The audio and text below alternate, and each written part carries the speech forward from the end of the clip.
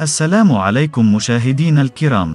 مكنت مصالح الجمارك المشتغلة بباب مليلية ليلة الجمعة من ضبط حوالي 54,053,905 من الحبوب المهلوسة والمؤثرات العقلية من نوع ريفوتريل وترانكيمازين على متن سيارة مرقمة بإسبانيا.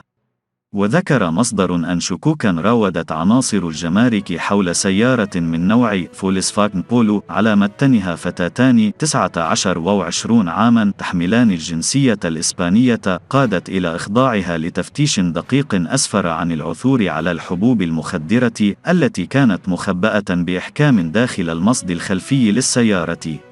وتم وفق المصدر ذاته حجز الحبوب المهلوسة وإحالة سائقة السيارة ومرافقتها على مصالح الشرطة القضائية التي تولت التحقيق معهما بناء على تعليمات النيابة العامة المختصة.